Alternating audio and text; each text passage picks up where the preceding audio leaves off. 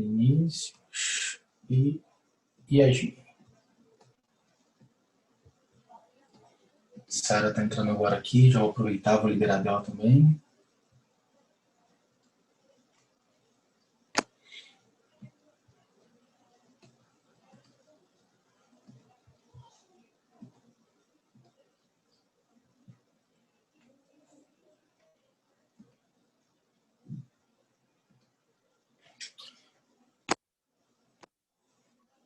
Bom, meus amigos, eu vou aqui mais uma vez compartilhar.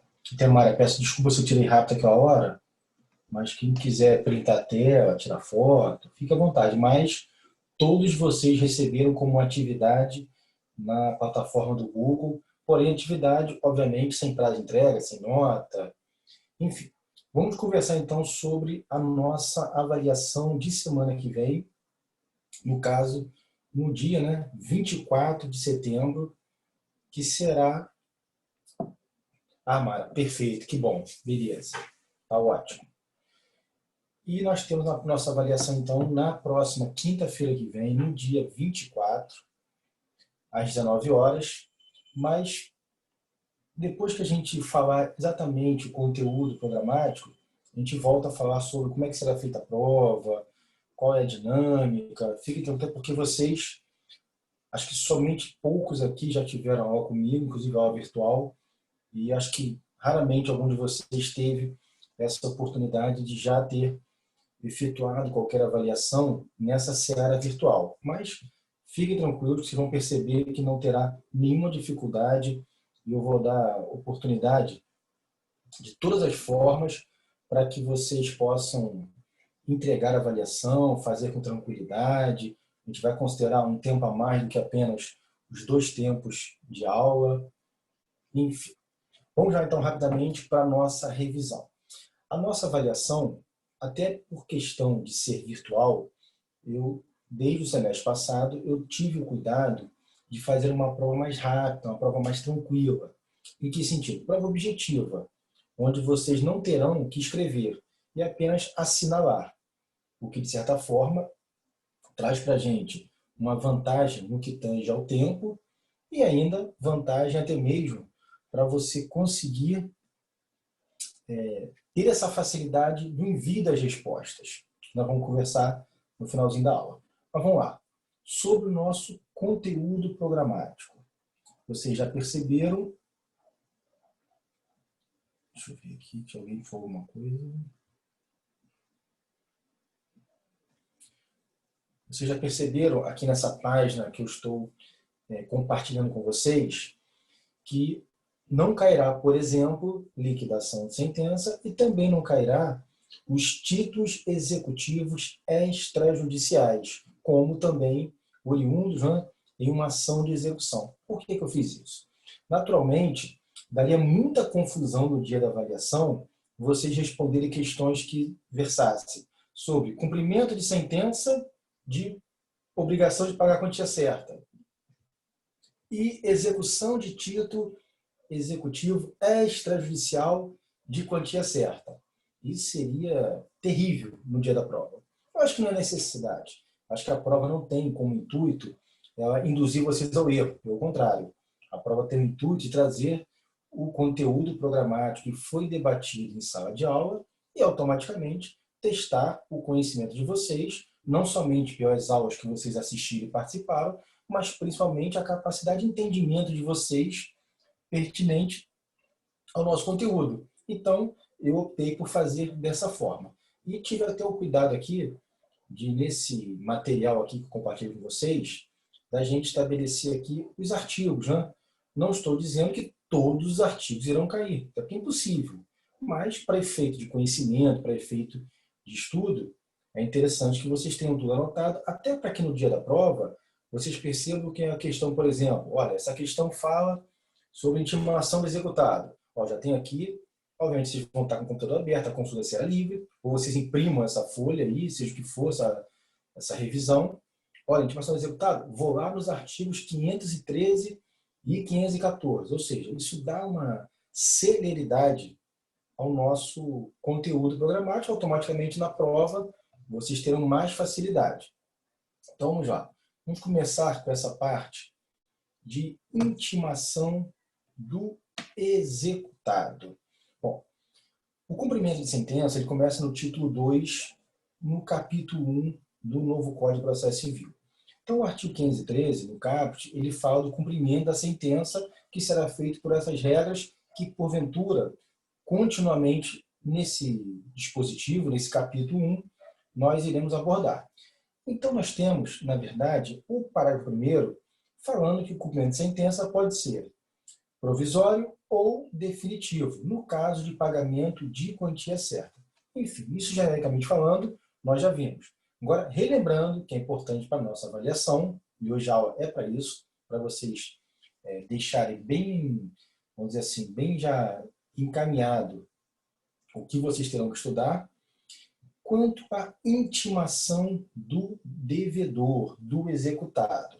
Ora, nós temos o quê? Ainda que o processo tenha passado pela fase cognitiva, fase de conhecimento, onde o devedor talvez réu do processo, ou autor do processo, tanto faz, porque pode ser que a sentença seja julgada em procedência e condene o autor a pagar alguma coisa, no caso da própria reconvenção. Então, cuidado, nem sempre o autor ele será o futuro exequente, assim como o réu nem sempre será o futuro executado. Bom, mas você precisa intimar o devedor, o executado, após o trânsito em julgado, como forma de requerimento de início da execução, do cumprimento daquela decisão judicial, daquela sentença. Diz aqui, então, o parágrafo 2º do artigo 513. O devedor será intimado para cumprir a sentença. Aí temos várias hipóteses, e vocês tenham muita cautela com essas hipóteses, por exemplo, da intimação do executado. Cuidado com a questão de intimação pessoal, por exemplo, por aviso de recebimento pelos correios, quando você estiver representado pela Defensoria Pública ou quando não tiver procurador constituído no processo, por exemplo, você não tem advogado, ou tinha advogado e ele saiu do processo. Isso tudo são detalhes que na prova vão fazer a diferença.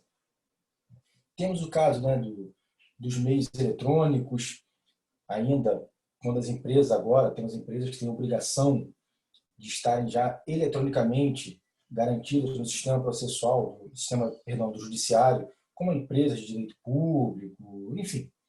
Temos ainda, por edital, quando houver sido citado lá na fase de conhecimento a revelia, ou seja, cuidado aqui com essa parte de intimação. Quando tem advogado, quando não tem advogado, ou, por exemplo, no caso da revelia. E lembrando que essa intimação ela também vai de encontro, lá como nós falamos daqui a pouco, isso é muito importante vocês lembrarem, quando a Fazenda Pública for, no caso, obrigada a cumprir aquela sentença, né, de pagar a quantia certa.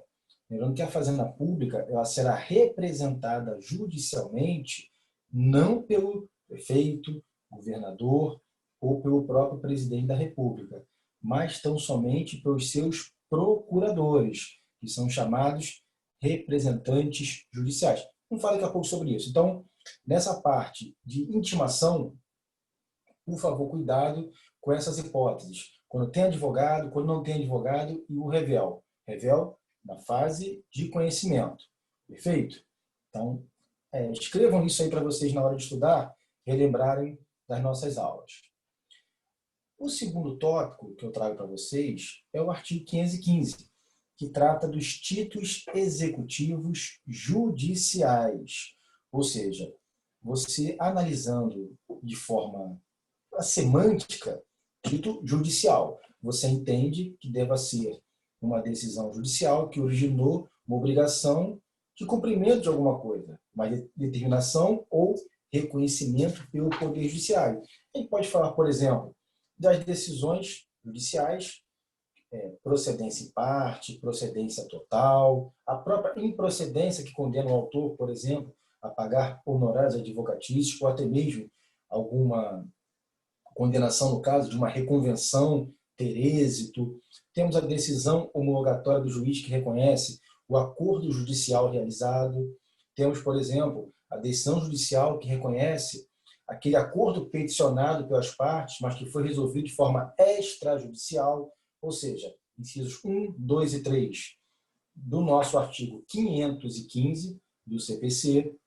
Temos ainda o formal e a certidão de partilha, no caso de ações de inventário, créditos de auxiliar de justiça, aquele perito, lembra do semestre passado que vocês estudaram provas? O perito era nomeado, ele dava os seus honorários, as partes discutiam se os honorários eram cabíveis ou não, se eram excessivos, se questionavam. Aquele valor, se tivesse o aceite das partes envolvidas, ele se tornava o quê? Um valor em que a parte ou pagasse naquele ato ou ao final do processo, dependendo dessa negociação até com o próprio perito, mas gera um título.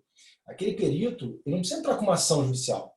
Ele entra o quê? Com requerimento neste processo, pedindo o quê? O cumprimento daquela sentença, que inclusive reconheceu o quê? O trabalho do perito.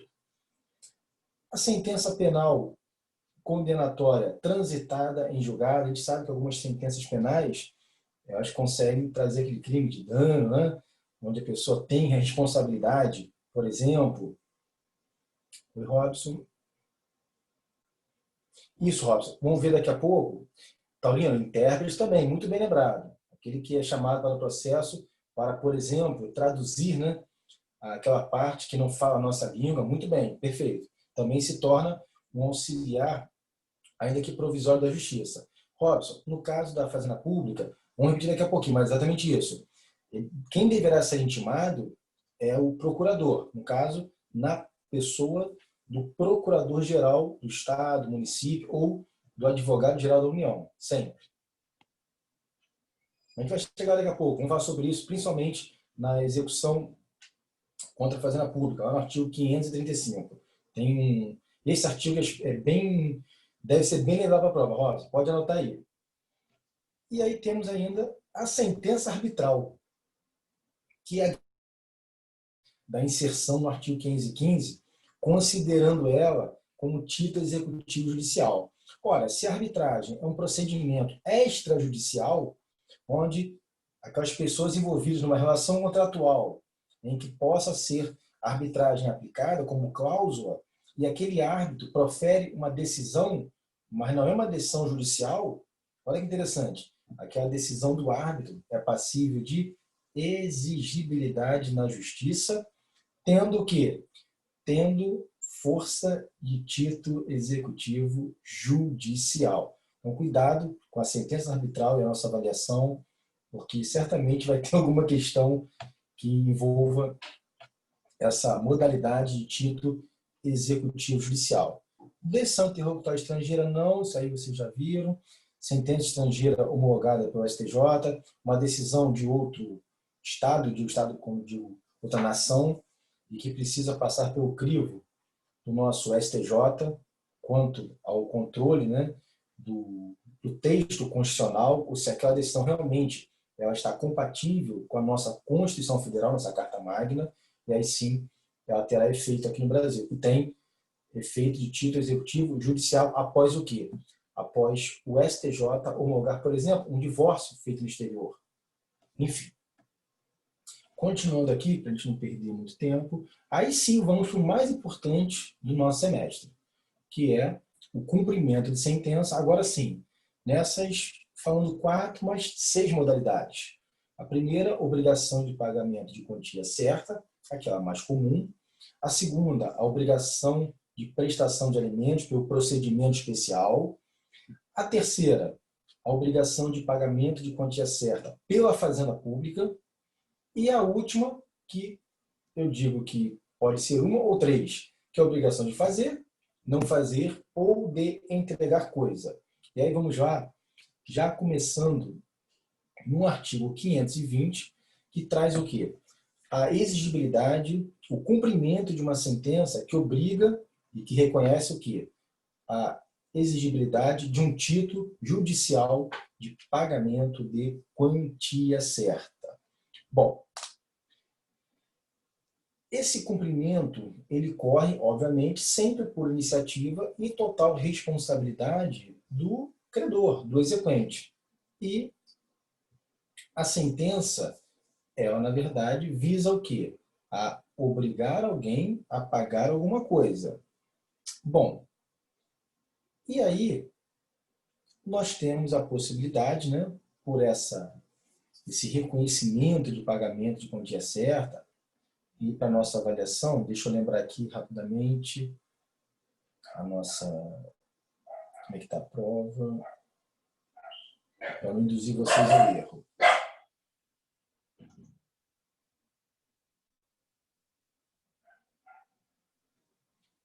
Bom, calção não cai.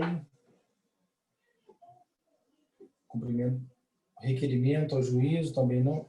Bom, 523, agora sim é o que vai cair na prova. Quando você já tem uma condenação em quantia certa, seja já liquidada a sentença ou que tenha passado por aquela fase chata de liquidação de sentença, lembra? Que não vai cair na prova, mas é uma fase bem chata, onde você tem que tornar líquida uma decisão passível de exigibilidade. Nós temos o quê? O intimado, o executado, seja autor ou réu do processo, na qualidade de devedor executado, ele é intimado para quê? Para em 15 dias realizar o pagamento ou o chamado cumprimento da obrigação de pagar a quantia certa. Diz então que esse período de 15 dias úteis a contar após a intimação do devedor executado chama-se período de cumprimento voluntário daquela obrigação de pagar a quantia certa. Não é isso?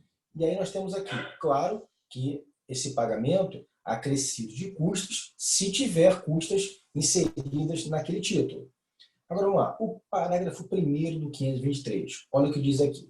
Não ocorrendo pagamento voluntário, ao prazo voluntário de 15 dias, o débito será acrescido de multa de 10% sobre o valor da execução e ainda o valor também de 10% de honorários advocatícios. Então, ou seja, eu tenho 15 dias para cumprir voluntariamente a obrigação de pagar a quantia certa. Esse termo voluntariamente é um termo meio esquisito.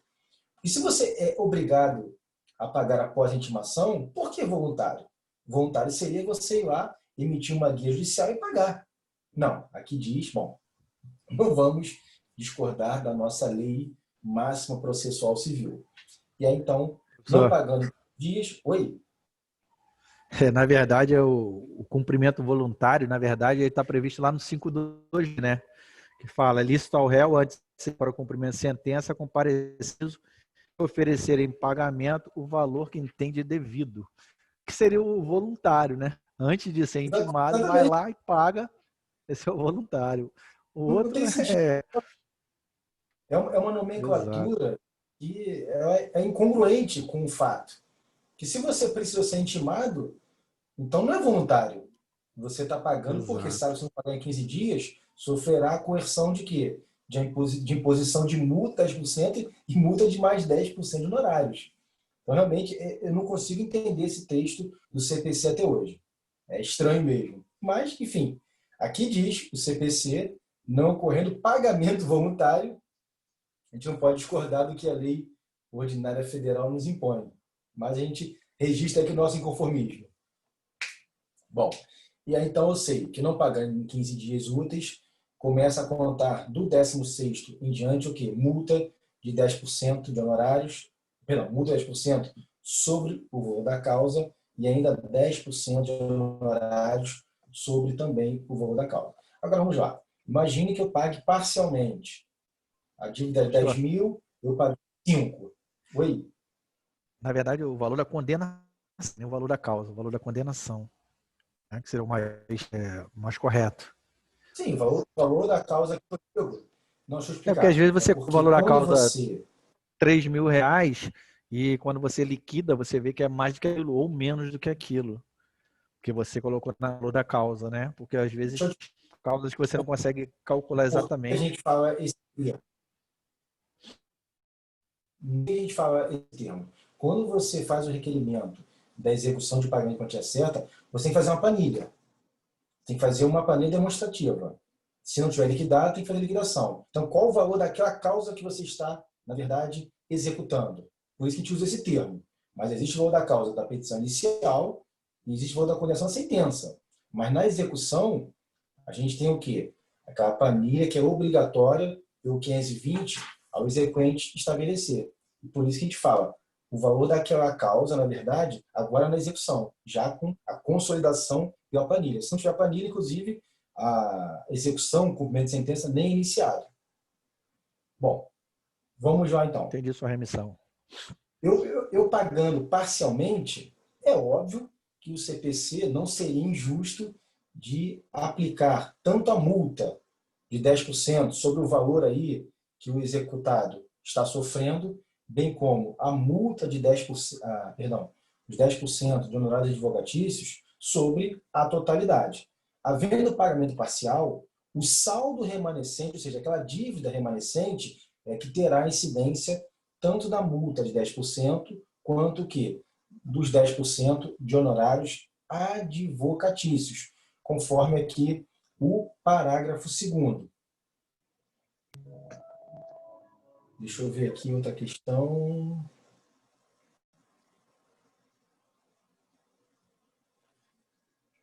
Sobre a impugnação agora. Isso, cuidado. Artigo 525. Como nós falamos aqui, o intimado tem aquele prazo de 15 dias para o pagamento sem a multa e sem honorários advocatícios. Porém, nesse segundo prazo de 15 dias, conforme o artigo 525, diz aqui, transcorrido o prazo do artigo 523, 15 dias iniciais, né, reafirma aqui, sem o pagamento voluntário, outra atrocidade, inicia-se o prazo de 15 dias para o executado, independentemente de penhora ou nova intimação, apresente nos próprios autos sua impugnação. Ou seja, o executado, o devedor, ele pode impugnar contando o prazo aqui, de 15 dias, depois de transcorridos aqueles 15 dias considerado pelo CPC do pagamento voluntário. Então, essa impugnação, na verdade, no segundo termo de 15 dias, eu posso alegar a nulidade dessa execução fundada lá atrás. Por exemplo, Mara, acaba sendo 30 dias. Os 15 primeiros, você já tem como pagamento voluntário. Então, outros 15 é que você pode utilizar para impugnação. Se a pergunta fosse, a partir da intimação, qual o prazo que você tem para impugnar, certamente serão 30 dias. Olha, na verdade, no primeiro momento, fica omisso no CPC. Ele não diz que pode. Aqui diz que, transcorrido o prazo previsto no 523, inicia-se o prazo de 15 dias para o executado. Eu entendo, e eu faço isso, se eu tiver que impugnar algum, por exemplo, alguma nulidade da citação no processo lá na fase de conhecimento, eu já faço logo na intimação. Eu nem perco meu tempo. E você pode alegar não só a nulidade da citação, obviamente, quando o teu processo correu a revelia e você tem uma justificativa, né, uma fundamentação daquela citação não ter sido válida, você pode fazer. Diga. Hein, professor? A diferença aí, só esclarecendo aí para... Tá me ouvindo? Sim, sim. A diferença, Mara, é que se você impugna, você está com uma advogada, você impugna nos 15 primeiros dias, o ideal é você depositar em juízo a parte que está sendo cobrada de você, porque aí não vai a multa e nem os honorários. E aí você impugna nos 15 dias. Se você impugnar nos 15 dias, já vai incidir a multa e os honorários. Essa é a vantagem de você impugnar nos primeiros 15 dias. Você depositar em juízo aqueles 15 dias, aquele valor que está sendo cobrado, você não paga a multa e o honorário, não é isso, professor? O problema é que se você impugnar os primeiros 15 dias e não caucionar, vai passar os 15 dias e vai incidir a multa e os honorários. Porque a impugnação não suspende os efeitos dos primeiros 15 dias, infelizmente.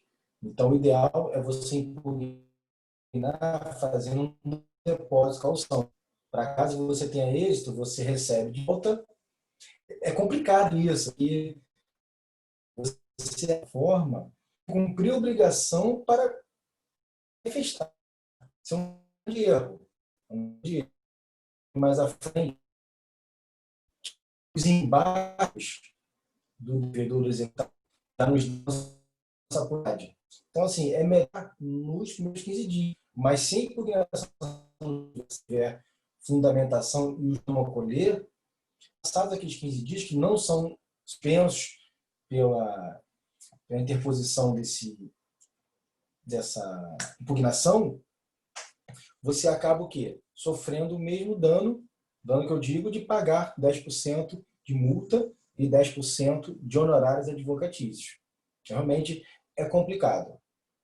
Era mais fácil, como a Mara falou anteriormente, o CPC dá logo 30 dias de prazo para impugnação.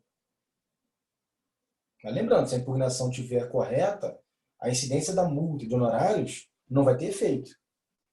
Mas cuidado, a impugnação começa a contar o prazo de 15 dias após aqueles primeiros 15 dias da o quê? Da intimação do executado. E aí, como eu falei, você pode alegar a nulidade da citação, você pode alegar que o título não é passivo de exigibilidade. Olha, aquele título executivo, ele tem algum objeto de fraude, houve um excesso de execução. Olha, como a capania, aquele valor que era da sentença, agora foi utilizado no início do requerimento executivo, um valor a mais. Então, é um excesso de execução, ou uma acumulação indevida de outros processos do mesmo, uma penhora incorreta de algum bem. Tudo isso você pode requerer nesse momento a título de impugnação. Bom, deixa eu lembrar mais aqui.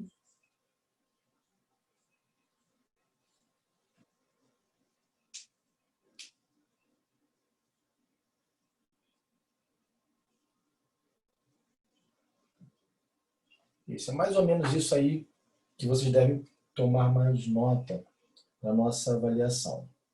Bom, continuando aqui. No segundo momento, a gente fala da chamada obrigação de prestação de alimentos, que tem um capítulo, no caso, o capítulo 4, aqui no CPC, falando estritamente de um procedimento executivo especial para essa modalidade de obrigação que deixou de ser cumprida pelo, no caso, alimentante.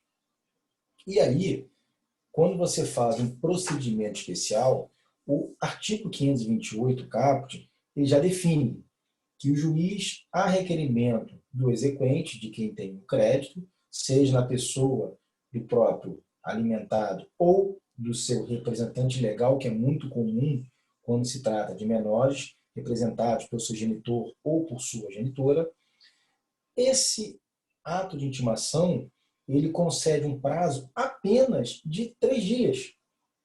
Prazo de 3 dias para o quê? Para o devedor se manifestar. Deixa eu ver, Taurino, quanto à liquidação. Claro, se houver a liquidação de sentença, a parte ela junta a sua liquidação e a outra será o quê? Ela terá a oportunidade, né, de se manifestar contrária, sempre. Sempre haverá o contraditório. Mas voltando aqui. Então perceba que o procedimento especial do 528, ele sai dos 15 dias e vai para 3 dias. E nesses 3 dias, o que acontece? Ele tem que provar que pagou ou apresentar justificativa do porquê não pagou. Então, olha o interessante. Ou ele prova que pagou, ou ele paga, ou ele apresenta uma justificativa bem contundente para estar inadimplente. Que esse procedimento ele tem uma série de punições.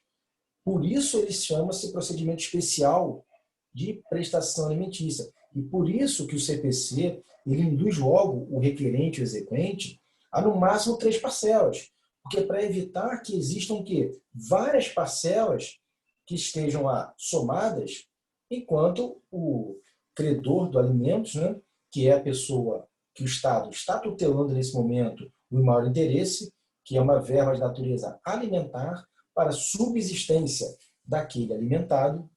E por isso esse procedimento ele tem que ser, além de mais célere, um procedimento muito mais, vamos dizer assim, coercitivo, punitivo para com a figura do inadimplente. E aí, deixa eu ver aqui, vou escrever alguma coisa. E aí nós temos aquela figura, né, da prisão civil, que é permitida aqui no caso, nesses momentos em que você tem o quê? A possibilidade de usar o procedimento executivo do CPC específico para alimentos. Parágrafo 3º. Se o executado não pagar ou se a justificativa apresentada não for aceita, o juiz, além de mandar protestar o pronunciamento judicial na forma do parágrafo 1º, decretar-lhe-á a prisão pelo prazo de 1 a 3 meses. Prisão a ser cumprida em regime fechado, teoricamente, tendo esse devedor uma cela separada dos presos comuns que foi cometido o crime, é uma prisão civil, não é um crime deixar de pagar alimentos, lembrando aqui. E ainda, se esse período de 1 a 3 meses de regime fechado for, na verdade, objeto de necessidade do juiz para motivar o devedor a cumprir, não se diz que aquele período, por exemplo, vai isentar esses 3 meses também de contribuição, no caso da prestação alimentícia. Então, não é porque ele ficou preso que esse período ele vai deixar de ser obrigado a pagar. Continua contando desde 1 a 3 meses, ainda que esteja preso esse devedor. Esses 3 meses máximo também serão contabilizados como inadimplemento, caso ele não faça. Obviamente que você só pode pedir a prisão se for o quê? Até as 3 prestações. Ou seja, é o parágrafo 7º, que fala exatamente isso. Você só poderá requerer a prisão civil do devedor de alimentos quando forem 3 parcelas anteriores ao ajuizamento da ação. Então, cuidado. São 3 parcelas anteriores ao momento que ele ajuiza.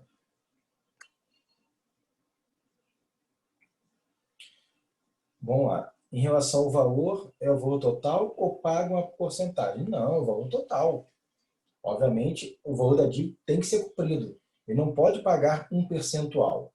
Claro que, na prática, a gente sabe que existe aquela negociação com os familiares, de parcelar. Não quer dizer que o representante do menor ou a própria pessoa alimentada, que é o requerente exequente dessa execução de alimentos, não possa fazer um acordo. Acordo esse que deve ser o quê? Homologado pelo juiz, que pode ser objeto de coação, e o juiz tem que garantir o quê? O cumprimento daquela obrigação de prestação alimentícia.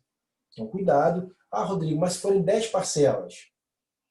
Muitos falam isso. E, na prática, os advogados atuam da seguinte maneira. Ele faz um requerimento de 3 pelo procedimento do 528 e o que ultrapassar, o que acontece? Ele faz, na verdade, como pagamento de quantia certa. E aí você remete o quê? Você remete lá ao artigo 523. Ou seja, ele não se trata mais de uma prestação alimentícia, e sim se torna a chamada indenização. Então, cuidado com isso. A partir da 3ª parcela, não cabe o procedimento do 528 e não cabe a prisão civil. Mas você pode fazer, na verdade, da 4ª parcela em diante, pelo procedimento do artigo 523 do CPC. É natural acontecer isso. Eu confesso que é estranho. O CPC ele acaba sendo um pouco omisso quanto a isso. Ele poderia estabelecer, de repente, um procedimento padrão, mas assim não faz. E os advogados acabam usando essa brecha e ajuizando 2 procedimentos. Um pelo 528 para até 3 prestações e um para a partir da 4ª. E aí, o que acontece? A partir da 3ª, desculpa, que é a 4ª em diante. E o que acontece? Cuidado, que inclusive nós fizemos uma atividade sobre isso, se eu me lembro bem, onde o que vale é a data que ajuizou. Ah, mas eu ajuizei hoje. Hoje é dia 17 de setembro. Perfeito. Até hoje tem 3 prestações vencidas. Se o devedor só for intimado daqui a 3 meses, já juntaram 6. Continua no procedimento especial do 528? Continua. Que são as três até o ajuizamento, e aquelas que são chamadas de vincendas, aquelas que ainda vão vencer durante o quê? O decurso do processo, tramitação daquele processo. Então, cuidado com isso. O que vale é a data do ajuizamento, não é a quantidade de parcelas na hora do juiz julgar. Se você, há um ano atrás, ajuizou e eram 3 apenas, hoje podem ser 15, não importa.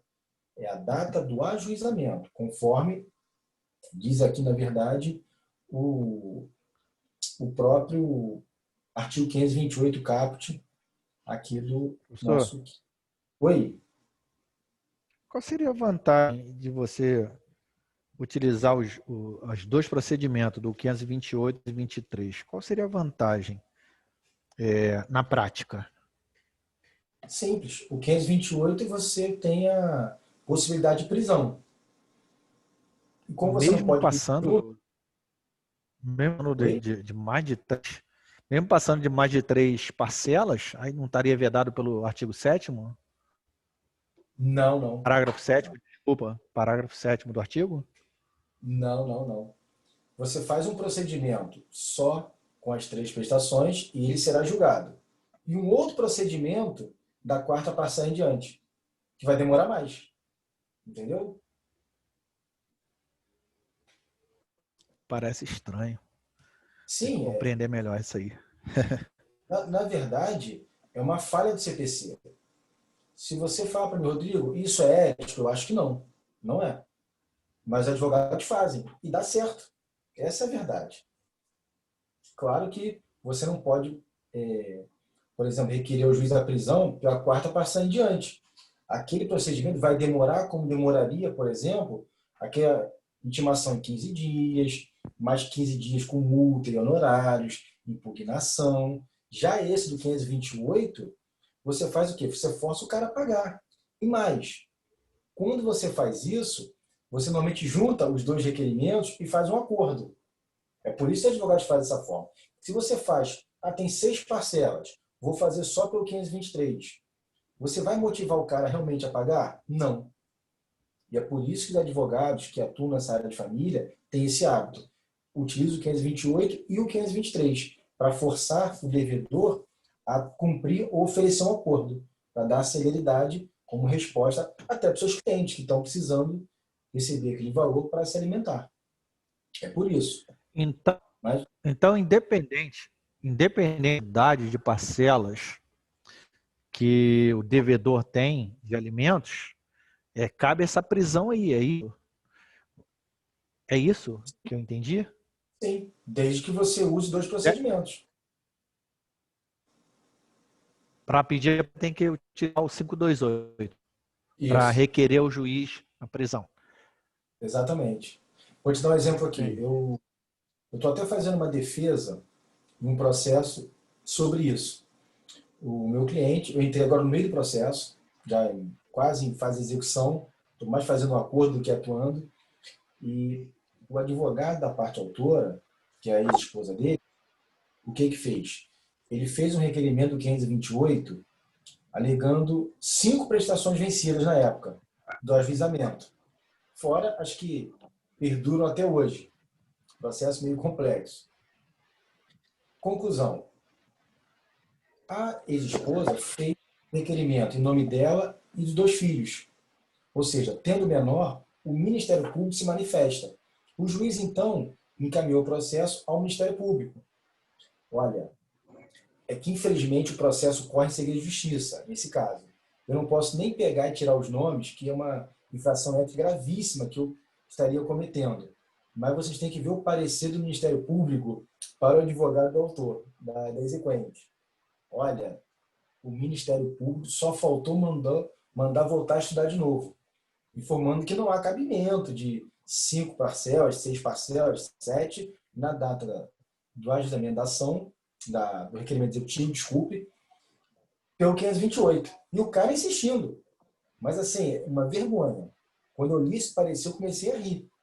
Por quê? É falta mesmo de conhecimento. Quando ele poderia ter fracionado, feito com 3 e depois requerido, né, com 523 a diferença. Ou não esperasse esses 5 meses. que fizesse no limite do terceiro inadimplemento. Mas olha, foi um parecer, deu até vergonha. É que, infelizmente, esse processo eu não posso nem tirar os nomes, porque ele pode ser de justiça. Se fosse um processo civil comum, sem ser de justiça, eu podia riscar os nomes, o número, e mostrar a vocês. Mas esse realmente eu não posso, infelizmente. Professor, Bom, professor, pois não? pegando o gancho da fala do Márcio, veja bem, o 528 seria uma forma de embasar e até mesmo resguardar para que o indivíduo acabe com os compromissos, né? Desculpa, Robson. Está um ruído Com os muito dois grande. procedimentos. Oi? Está um ruído muito grande. Desculpa, tenta falar de novo. Está falhando a benção. Está me ouvindo bem? Sim, sim. Está me ouvindo bem? Estou ouvindo bem. Tá bom. Apenas pegando o gancho da fala do Márcio, o 528 seria uma forma de resguardar e garantir o procedimento. Por isso entraria com o 528 mais o outro artigo, para poder embasar, para poder garantir para que o indivíduo arque com as suas responsabilidades. Seria dessa forma, no meu entendimento? É por isso que, na prática, os advogados fazem dessa forma. Quando o cliente procura ele com mais de 3 prestações vencidas, ele opta por usar o 528 até 3 e depois faz um requerimento pelo 523. Porque se você faz tudo pelo 523, o que acontece? Os prazos são muito mais, vamos dizer assim, extensos do 523 e não tem essa imposição do judiciário da possibilidade da prisão civil, que certamente motive muito o devedor a cumprir sua obrigação. Esse é o... Por isso que os advogados fazem. E dá certo. Confesso a vocês. Tem aquela argumentação... Mas se, coisa. Se você prender a pessoa, como que ele vai ter renda para pagar alguém? Bom, eu posso confessar a vocês. Quando o cara é preso, olha, aparece dinheiro não sei de onde, mas aparece. Juntam amigos, familiares, e resolve. Assim, É verdade. Professor, é verdade. Mano, professor, são pedidos Abriu o filho distintos, né? Isso, Júlio, paga, por aí. São pedidos O filho distintos. chora. Oi, desculpa, pois não? São pedidos distintos, né? Tanto é um pedido no 528 e outro pedido no 523. Isso, perfeito, perfeito. Eu não posso botar tudo no mesmo pedido, não. Não. Se colocar no mesmo pedido, vai vir se parecer, como eu falei, mal criado no Ministério Público ou no próprio juiz. Tá. Exatamente. E eu tenho que esperar quanto tempo para colocar o outro pedido no 523? Eles fazem ao mesmo tempo, Márcio. Ao mesmo tempo? Não, Cristiano. Tá. Ô, desculpa. Beleza. Não, relaxa, relaxa. É que eu tô com a tela compartilhada, não consigo ver todos vocês. Não, relaxa, professor. Aí ele faz o mesmo pedido, no mesmo momento. Faz para um e faz no 523. Mas com requerimentos distintos. Requerimentos distintos. Tranquilo. Isso aí. Obrigado. Vocês vão advogar na área de família pelo jeito, vocês gostam, né? É ruim, criminal, professor. Não. Bom, Eu a tô saúde seguindo o ódio. Bom, continuando aqui então. Só lembrando aqui, na verdade, deixa eu ver aqui. Tem um artigo interessante aqui. Só para lembrança de vocês, o artigo 529, ele traz aquele famoso, melhor dizendo, desconto na folha de pagamento. Ou seja, quando executado for funcionário público, militar, diretor ou gerente de uma empresa que tenha o quê? Na verdade, vínculo empregatício, como vocês aprenderam em direito de trabalho, né, os requisitos do vínculo empregatício, o exequente poderá requerer o desconto em folha para o pagamento dessa importância. Lembrando que, na verdade, o juiz ele vai determinar que o responsável, já que foi desconto de folha, por exemplo, se a empresa que você tem vínculo empregatício não pagou, não descontou o seu pagamento e não repassou a pensão alimentícia, quem vai preso é quem? É o empregador. Olha que interessante. Sob pena de crime de desobediência. Olha que interessante. A partir do momento que se protocola aquele ofício que gera obrigação da empresa ou do ente de direito público a realizar o desconto, não tenha dúvida. Quem vai preso não é o pai da criança ou a mãe, não. É o responsável que deixou de descontar e pagar. Eu tive um cliente que me ligou, foi engraçadíssimo, uma sexta-feira, o gerente de uma empresa, e ele foi preso. Por quê? Porque o DP esqueceu de fazer o desconto no contra-cheque de um funcionário, e aí ficou passado. A mãe a ex-mulher do funcionário entrou com requerimento, estão falando do mal de mulher, tá vendo? Tô só olhando aqui, tô vendo. Furacão nome de mulher. Sei que a ex-esposa fez o requerimento, chegou o oficial de justiça dentro da empresa, na loja, na frente dos consumidores, e prendeu. Prendeu o gerente, que não entendeu nada, me ligou desesperado. Rodrigo, eu estou sendo preso. O que houve?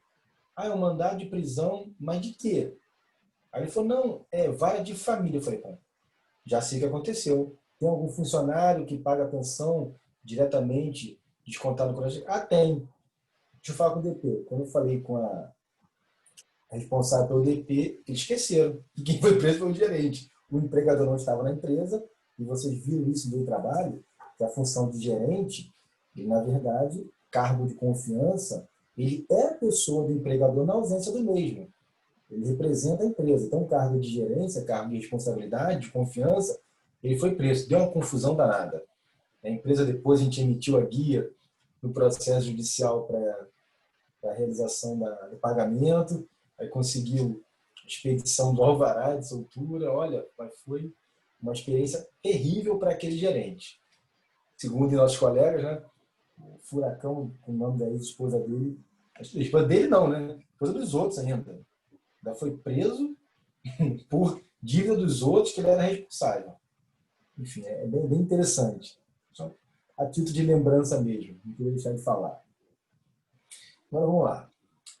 Execução contra a fazenda pública. Bom, mais uma vez, a gente está falando de cumprimento de obrigação de pagamento de quantia certa. Exatamente, Taurino. Começa com o meu bem, depois são meus bens. Enfim, esse tipo de execução, isso aí, tá vendo? Está me plagiando. Esse tipo de execução, ele é o mesmo procedimento que você tem do 523, só que adaptado às fazendas públicas, sejam elas municipais, estaduais e a própria União. E aí, além daquele requerimento, assim como no 520, com todos aqueles detalhes, inclusive a correção do valor da condenação lá, que era o valor da causa, que foi a sentença, e hoje tem um valor específico já atualizado, você tem o quê? A intimação. Aí, voltando aqui ao que o Robson indagou lá no início, quando nós falávamos sobre a intimação dos executados, olha o que diz o artigo 535. A fazenda pública será intimada na pessoa de seu representante legal. Desculpa, fui acionar uma pessoa aqui. A fazenda pública será intimada na pessoa de seu representante judicial por carga, remessa ou meio eletrônico, para, querendo, no prazo de 30 dias e nos próprios autos, impugnar a execução, podendo arguir. Olha que interessante, eu vou até lembrar agora da Mara. Ela disse lá atrás, no 523, que a impugnação seria em 30 dias. Olha aqui a fazenda pública. Mesma coisa. Aqui diz que em 30 dias poderá impugnar. Não precisa esperar os 15 dias primeiros. Aqui já tem um prazo de 30 dias, um prazo comum para impugnação. E da mesma forma, as mesmas questões que você pode arguir naquela impugnação do 525, praticamente são as mesmas aqui. A inexigibilidade do título, a nulidade da citação, a parte ilegível, o excesso, enfim, a mesma coisa.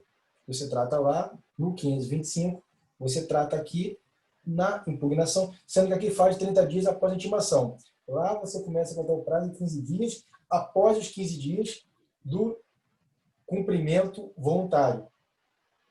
Ou seja, não dá muito para entender, né, o que traz essa modificação, podendo uniformizar essa impugnação tanto para a esfera da fazenda pública quanto para o próprio, vamos dizer assim, mero mortal, seja pessoa física ou jurídica de direito privado.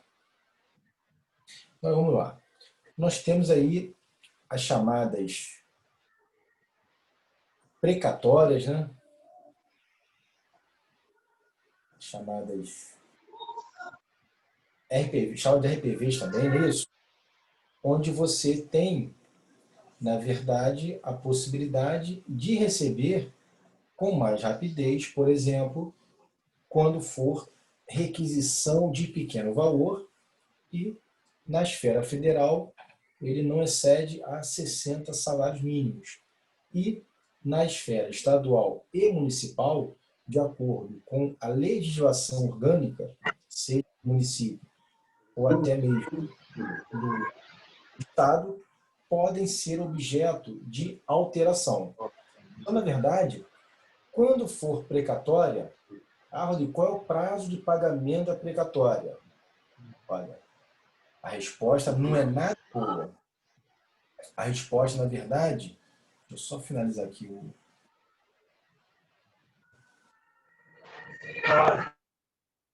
Quando você fala de precatória, a resposta é, não sei. Infelizmente, não existe um prazo. Tem que entrar na previsão orçamentária do Estado, do município, da União, e sabe para Deus se você está na ordem para pagamento. Por exemplo, o município do Rio de Janeiro paga até rápido.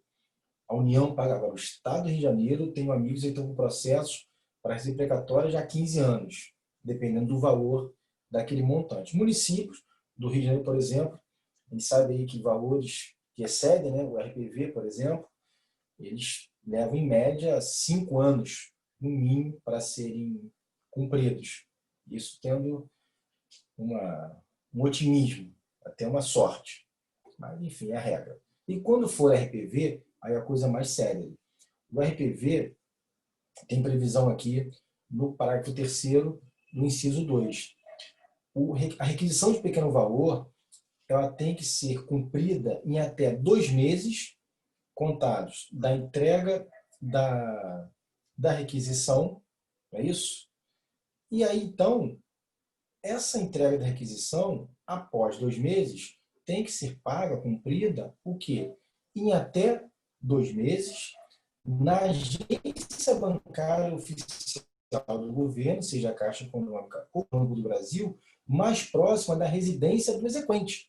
Ou seja, não é de onde está o processo, é de onde reside o autor daquela ação. Deixa eu ver aqui, Renan. Bom, Renan, qual peso você está falando? O pai ou o filho? Deve ser o filho, meu cunhado, né? Sempre reclama, sempre reclama. Grande cunhado, Pedro Prazeres. E ele é especialista na área tributária, né? Ele leciona lá na Escola da Magistratura, gosta muito de tributário e volta e meia está envolvido aí com ações de repetição de débito em face da fazenda pública, compensação tributária, e acaba sofrendo ali com as precatórias e os RPVs, que são muito mais rápidos, né? Diga-se de passagem, RPVs são cumpridos. O filho, então, meu cunhado. Enfim, aí na verdade você tem lá.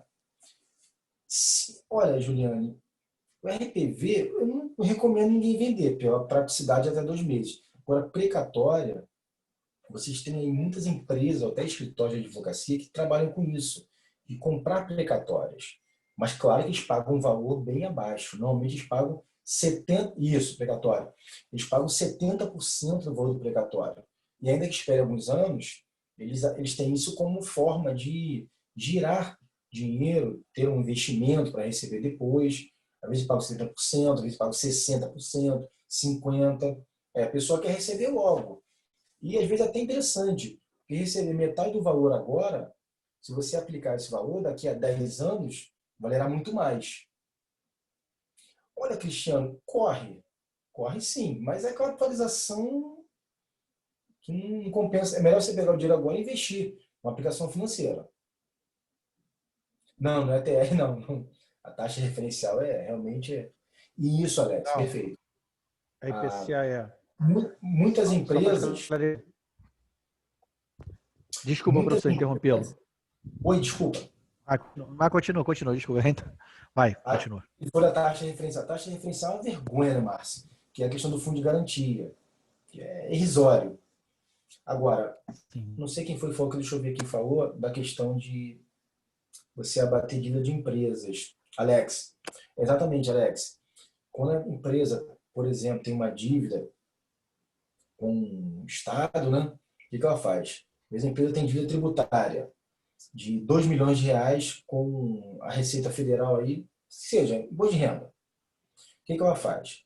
Ela pega um precatório aí no valor de 2 milhões, a pessoa já está com uma certa idade avançada, não tem esperança mais de receber, não tem familiar. Olha, 2 milhões, eu te dou 400 mil agora na mão, você quer? A pessoa acaba aceitando por conta dessa morosidade do pagamento de precatório. Mas é 400 mil para ele que vende, para você que compra, você pega esses 2 milhões e faz o quê? Entra como crédito tributário, até naquela execução fiscal que você está sofrendo muitas vezes da fazenda pública. Então existe sim, quem advoga, quem gosta dessa área tributária, é um grande nicho para ganhar dinheiro.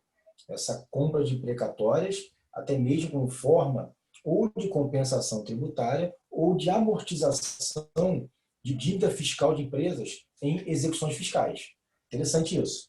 Eu não atuo, mas eu tenho vários amigos que fazem. Eu acabo até indicando a empresas fazerem isso. Oi, Márcio. Para você fazer essa compensação, os débitos têm que ser da mesma natureza. Você não consegue fazer sim. débitos de naturezas diferentes. Só para deixar claro isso. Outra coisa, os débitos incluídos até 1º de julho de um ano, ela tem que ser inscrita no orçamento do ente federativo para pagamento no outro ano. No Estado, como o senhor falou aí, realmente é muito complicado de acontecer isso. Na seara da Justiça Federal, antigamente se pagava logo em janeiro, no começo do ano já se pagava, aí começou a se prorrogar para março, hoje se paga mais ou menos em junho, está empurrando tudo lá, porque está todo mundo indo por água abaixo aí, né? O estado, o município, está todo mundo caindo. Sim, mas certo é você pagar no orçamento do outro ano. Mas realmente no estado, às vezes demora 6, 7, 10. É complicado. No município, é mais eu não fácil. sei como funciona. O município é mais eu fácil. não sei como funciona. O Vai município lá do Rio de na Janeiro, federal em 2 meses e paga. O município do Rio de Janeiro, historicamente, ele é um município que arrecada muito, né?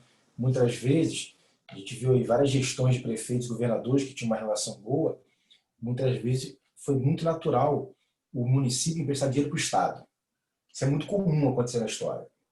Mas, assim, a gente também tem que lembrar das aulas de direito administrativo, onde ainda que você tenha os precatórios com a obrigação de pagar no próximo exercício financeiro daquela fazenda pública, existe o princípio da supremacia do interesse público. Por exemplo, vindo agora na pandemia, que queriam suspender o pagamento de precatórios para usar aquele valor para investimento na questão de benefício emergencial, de assistência social. Então, dependendo da situação do Estado como um todo, o interesse público, a supremacia do interesse público, certamente ela vai superar qualquer anseio de uma ação judicial, ainda que tenha o precatório já reconhecido e já inserido no próximo exercício financeiro do município, estado ou da União. A gente tem esse problema também, Márcio. Temos sim. Mas eu, como advogado, se eu defendo isso daí, peço sequestro. Estou nem aí. A DCT, artigo 78, parágrafo 4 da Constituição, e vamos ver o que os tribunais decidem, entendeu? A gente sai por aí. Vai brigar com a Procuradoria, faz parte, é isso aí. Eles vão tentar tem que brigar. Fundamentar pela indisponibilidade do patrimônio, até para fins sociais, vai acontecer. Mínimo existencial, reserva do possível. Tudo isso aí vai vir na discussão. Principalmente com as ações, por exemplo, de cálculo, de recálculo, de benefícios de INSS, que são naturezas alimentares. Concordo com você. Você tem que insistir mesmo nessa tese. Perfeito. Bom, deixa eu ver aqui, meus amigos. Falta pouco aqui. São 8h10 ainda, né? Não dá tempo.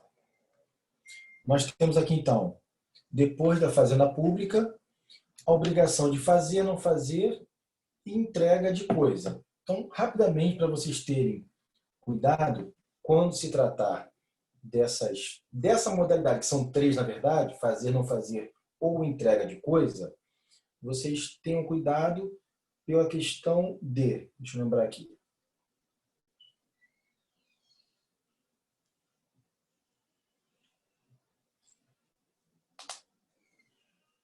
O juiz tem essa discricionariedade da imposição de medidas necessárias ao efetivo cumprimento e à satisfação do exequente. Então, na verdade, o juiz ele pode o quê? Determinar multa, busca e apreensão, pode mandar desfazer obras, pode remover pessoas, pode impedir atividades nocivas, inclusive sendo necessário até o uso de força policial para desfazer uma obra, na questão de busca e apreensão. Ele pode sim utilizar, inclusive, esse auxílio, né, da força policial para garantir que aquele ato seja cumprido pelo oficial de justiça ou até por mais de um oficial de justiça. No caso de busca e apreensão de pessoas e coisas, que diz que tem que ser 2 oficiais de justiça. Então, cuidado com isso. O juiz poderá determinar, então, independentemente de requerimento da parte autora ou réu, no caso exequente, para multa diária, multa semanal, multa mensal, multa por hora, o juiz poderá sim impor essa multa.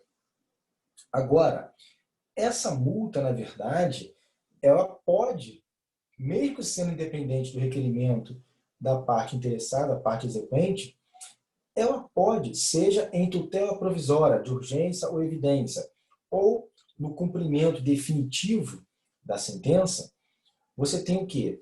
Uma razoabilidade a ser interpretada pelo magistrado. Se ele entender que a multa ficou excessiva, ele mesmo pode reduzi-la. Ou a outra parte pode requerer também, claro. Se ele entender que a multa foi inócua, que simplesmente a multa não condiz com a necessidade e acaba não impondo o cumprimento de fazer ou não fazer entregar alguma coisa, ele pode majorar.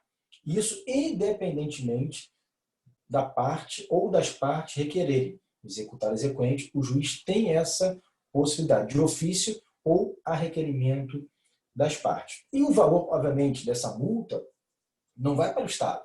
Essa multa sempre irá o quê? Ser revertida para o exequente no caso da cobrança. E lembrando, a multa é pagamento de quantia certa. Você tem aqui o cumprimento da obrigação de fazer, não fazer ou entregar alguma coisa, mas o valor da multa, como que você vai, caso o devedor não cumpra? Pagamento de quantia certa, 523, cuidado. Bom, e quanto à questão de entregar coisa, da mesma forma, a gente tem aqui essa possibilidade. O juiz ele expedirá mandado de busca e apreensão de coisa móvel ou de emissão na posse, no caso de imóvel. Ou seja, emissão na posse para você, por exemplo, de despejo, para você desocupar ou para você ser emitido naquela posse como locador, como proprietário, e a busca e apreensão, por exemplo, aquele veículo que você comprou, está na posse de um terceiro e não te entregou ainda. Então você vai lá, aquela agência vendeu o veículo e não te entregou. Busca e apreensão do veículo dentro da agência. Pode ser feito.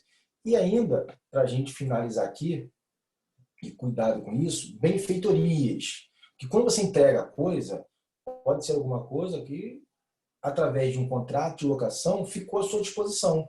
Aí você tem um imóvel que você alugou, o locador entrou com uma ação de despejo, ótimo, a decisão judicial trânsito em julgado, cumprimento de entregar a coisa imóvel, e você não entregou. Mas você realizou obras que valorizaram aquele patrimônio. Você pode requerer as benfeitorias nesse momento da execução? Pode, desde que você tenha alegado lá na fase de conhecimento em contestação. Então, você só pode alegar benfeitorias segundo o parágrafo 2º do artigo 538, apenas se você exerceu lá na fase cognitiva, em contestação, você se manifestou. Obviamente, manifestou e comprovou o que gastou, notas, e demonstrar que tem direito a receber as benfeitorias para entregar ou até mesmo após a entrega daquele bem imóvel. Lembrando que esse juiz poderá também impor multa, como diz aqui o parágrafo 3º. Aplica-se ao procedimento previsto nesse artigo, no que couber, as disposições sobre o cumprimento da obrigação de fazer ou de não fazer. Então, não diz expressamente a atribuição do juiz ou possibilidade de aplicação de multa, mas também não diz que não pode, e diz que você pode utilizar aquele procedimento. Então, o juiz pode estabelecer multa diária, por exemplo, para a desocupação do imóvel. Enfim, mas cuidado, principalmente na nossa prova, com a questão das benfeitorias, que podem ser objeto de requerimento de retenção de valores. Perfeito? Bom, meus amigos, foi só um bate-papo rápido, porque não tinha como adentrar em todo esse conteúdo, mas antes da gente finalizar, eu queria só passar algumas questões da nossa prova, questões que eu digo protocolares, né, como será realizada a prova. Será na quinta-feira, no dia 24.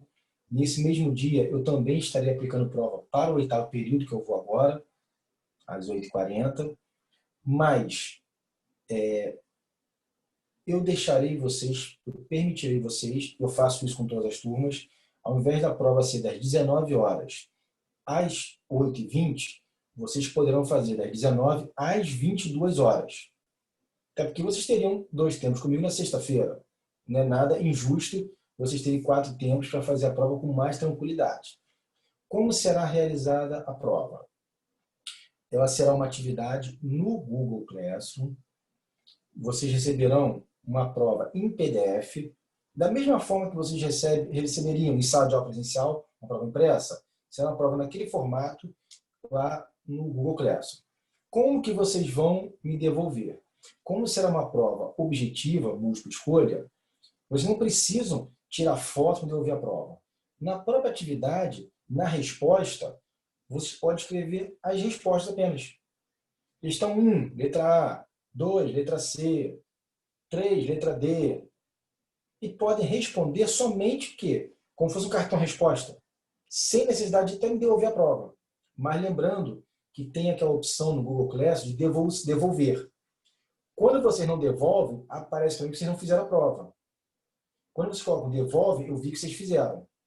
Claro que mesmo assim, aqueles alunos que esquecem de devolver, apenas respondem, eu tenho cuidado de olhar na atividade, um por um, os que não fizeram a prova, e às vezes eu vejo a resposta. Mas dá um trabalho terrível. Eu vou olhar, não tenho dúvida disso.